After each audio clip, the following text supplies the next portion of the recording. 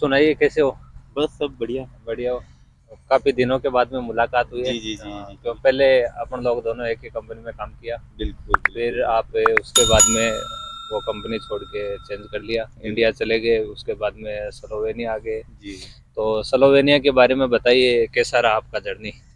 Slovenia का पहले तो सबको हाय, हेलो और सत श्री अकाल, नमस्ते, आदाब।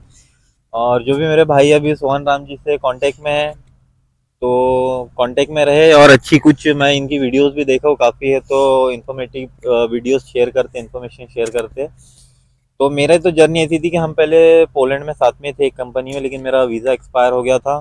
तो मेरे को वो प्रॉब्लम की वजह से इंडिया जाना पड़ा। फिर मेरा पोलैंड का वीज़ा रिन्यू नहीं हुआ, फिर मेरा स्लोवेनिया का टीआरसी प्रोसेस हुआ, मैं स्लोवेनिया आया। तो इसी के बारे में मैं कुछ अपना जो मेरा पर्सनल एक्सपीरियंस है वही शेयर करूंगा आपके साथ में। तो मेरा तो ऐसा था कि मेरा इंडिया से टीआरसी प्रोसेस हुआ इसके ऊपर, और तकरीबन मेरा टीआरसी प्रोसेस में 7 महीना गया था। पूरा प्रोसेसिंग में डॉक्यूमेंट बनाने से लेके अपोस्टल ट्रांसलेशन सब चीज़ करवा के सबमिशन के बाद में तकरीबन टीआरसी मिले तक के 7 महीना हो गया था। और इसका टीआरसी इंडिया में रिसीव हो गया था, और 1 साल का टीआरसी मिला था इसमें। और इतना मेरे हिसाब से तो इतना हार्ड नहीं था, क्योंकि मैं ऑलरेडी यूरोप से रिटर्न हुआ था शेंजन कंट्री से, तो मेरा इंटरव्यू नहीं हुआ था। सिर्फ मेरा नॉर्मली फिंगरप्रिंट हुआ था। फिंगरप्रिंट होने के बाद में तकरीबन 1.5 से 2 महीने के इसमें मेरा है तो टीआरसी कलेक्शन का डेट आ गया था। तो फिर तो मैं जब स्लोवेनिया आया एक तो बात आपको मैं पूछना चाहूँगा, ये जो आपको टीआरसी मिला, ये थोड़ा हमारे व्यूअर को बताइए कि ये टीआरसी आपको कितने साल के लिए मिला? ये टीआरसी 1 साल के लिए वैलिड था। अच्छा। 1 साल का वैलिडिटी मिला था, और बोलते ऐसा है कि जैसा स्लोवेनिया में आने के बाद में फर्स्ट आपको 1 साल का मिलेगा, सेकंड टीआरसी आपको 2 साल का देता है कंपनी दिलवा के, फिर थर्ड टीआरसी भी आपको 2 साल का मिलता है, ऐसा 5 साल कंप्लीट होता है। लेकिन ये बोलने की बात है, जो अगर अच्छा कंपनी है तो ही ये सॉल्व है, नहीं तो बाकी नॉर्मली कंपनी आपको 1 साल के बाद में फिर से 1 साल का ही टीआरसी देता है। फिर आप ऐसा बताइए, लाइसेंस का उधर क्या सिस्टम है? काफ़ी बंदे पूछते रहते हैं कि स्लोवेनिया में लाइसेंस इजी बन जाता है स्लो या हार्ड बनता है, तो उसका क्या प्रोसेस है? थोड़ा तो वो भी। स्लोवेनिया में तो ऐसा है कि स्लोवेनिया में जो अपने इंडियन और गल्फ के लाइसेंस है वो चेंज हो जाते हैं। और स्लोवेनिया में ऐसा है कि जो बेसिक चीज़ का डॉक्यूमेंट का रिक्वायरमेंट है लाइसेंस चेंज के लिए, तो वो आपको है तो सिर्फ आपका 6 मंथ का जो अकाउंटेशन का आपका कंपनी पेपर देता है, तो आपका एटलीस्ट 6 मंथ होल्ड होना चाहिए, और 6 महीने का आपका बैंक स्टेटमेंट होना चाहिए, और प्लस आपका लाइसेंस होना चाहिए। तो वो बेसिक चीज़ की रिक्वायरमेंट है, तो वो नॉर्मली अपन फुलफिल कर सकते हैं वो रिक्वायरमेंट जो भी है। बस आपको एटलीस्ट 6 मंथ वहाँ कंप्लीट होना चाहिए अकोमोडेशन में। तो काफ़ी बंदों की एक रिक्वायरमेंट और होती है कि उधर कोड 95 क्लियर करना पड़ता है, तो उसमें लैंग्वेज इंग्लिश चाहिए, तो वो भी कंपलसरी है? हाँ, वो तो कंपलसरी है कि कोड 95 में आपको इंग्लिश लैंग्वेज में करना है। और कोड 95 का इतना कोई हार्ड भी नहीं है, जितना अगर जो इंसान बेसिक नॉलेज है जिसको कोड 95 ये अपना इंग्लिश का, तो उसके लिए कोई इतनी बड़ी बात नहीं है। नॉर्मली क्वेश्चन आंसर्स होते हैं, वो आपको पहले ही है तो जब क्लासेस होती है आपकी 4-5 दिन की, तो वो टाइम पे आपको टीवी स्क्रीन पे पूरे क्वेश्चन आंसर बताते हैं, रिवाइज करने देते हैं। उनमें से ही आपको कुछ क्वेश्चन आंसर्स है तो आपको एग्जाम में भी आते हैं, तो सिर्फ आपको नॉर्मली वो स्टडी करना पड़ता है। वो कुछ टाइम, जो हफ्ता 10 दिन का टाइम है, वो वीक वीक टू 10 डेज में आप अगर स्टडी कर रहे हो तो आप वन टाइम में वो क्लियर कर सकते हैं। ऐसा कोई वो टफ नहीं है। अच्छा, अच्छा।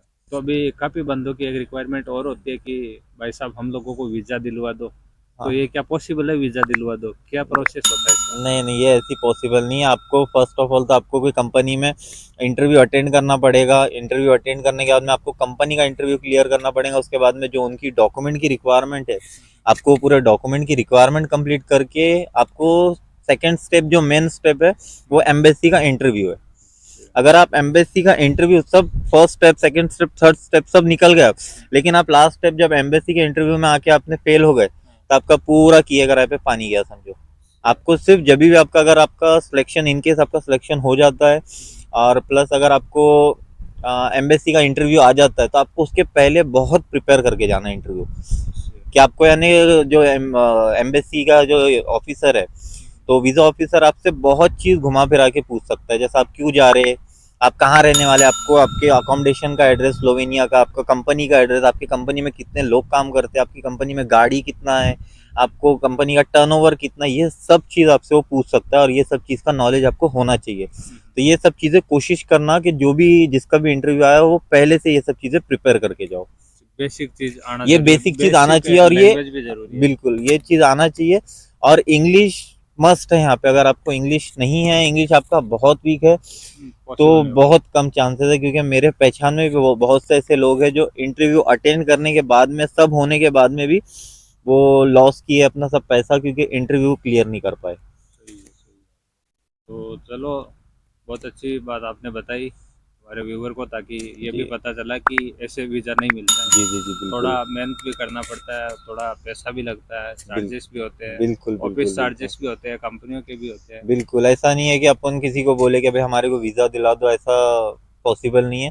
आपको जो प्रोसीजर है वो प्रोसीजर पूरा फॉलो करना है, तभी जाके आपको सक्सेस मिल सकता है और आप यहाँ आ सकते हो। एक बार आप शेंजन में इंटर हो गए तो उसके बाद में कोई प्रॉब्लम नहीं है, आप कंट्री चेंज करो, जॉब चेंज करो, कोई दिक्कत नहीं है। बाकी जो भी गल्फ से आने वाले लोग हैं उनको काफ़ी डाउट होते हैं, मेरे से भी काफ़ी सवाल पूछते हैं लोग कि हम गल्फ से आ रहे हैं, तो उनको गल्फ की आदत है कि भाई जॉब नहीं चेंज कर सकते, कंट्री नहीं चेंज कर सकते। ऐसा यहाँ ऐसा कुछ भी नहीं है। अगर आपके पास में प्रॉपर डॉक्यूमेंट है, आपके पास में वीज़ा या टीआरसी, तो आप जॉब भी चेंज कर सकते हो और अपना कंट्री भी चेंज कर सकते हो आपके खुद के बेस पे। चलो, तो हमारा लास्ट एक सवाल रहेगा, जी ये प्रोसेस होने में कितना समय लग जाता है? क्योंकि बहुत से ऐसे ऑफिस है जिनका तो मैं नाम नहीं लेना चाहूँगा, जी तो वो बोलते हैं 30 दिन में हम लोग करवा देंगे, कोई 45 दिन का बोलता है, तो ये पॉसिबल है? नहीं नहीं, ये पॉसिबल ही नहीं है, लास्ट क्योंकि कितना टाइम लग जाता है? नॉर्मली अगर आप कम से कम देखे तो 6 मंथ, आप स्लोवेनिया के लिए तो कम से कम टीआरसी प्रोसेस में 6 मंथ तो पकड़ के चलो, कम से कम। अगर अपना नसीब अच्छा है, लक अच्छा है, तो आपका 6 मंथ में हो सकता है। सही लेकिन बात नॉर्मली अगर जो कंपनी बराबर टाइम टू टाइम फॉलो नहीं कर रहा है अपना प्रोसीजर डॉक्यूमेंटेशन, है। तो उनको साल 1.5 साल भी लग रहा है टीआरसी रिसीव करने के लिए, जिसका बहुत से लोग ऐसे भी है जो 1 साल से बैठे हैं, उनका अपॉइंटमेंट ही नहीं आ रहा है एम्बेसी का इंटरव्यू। सही है। तो ये सब चीज़ें कंपनी पे डिपेंड करता है और अपने डॉक्यूमेंटेशन पे डिपेंड करती है। चलो, अच्छी बात, आपने ये जानकारी हमारे साथ साझा की, बहुत जी अच्छा लगा। चलो, नेक्स्ट वीडियो में जो भी और इन्फॉर्मेशन है हम लोग बिल्कुल आपको ज़रूर बताएंगे। ज़रूर ज़रूर ज़रूर कोई इंशाल्लाह दिक्कत मैं नहीं शेयर है। करेंगे। हाँ, ओके जी भाई साहब, बहुत बहुत धन्यवाद।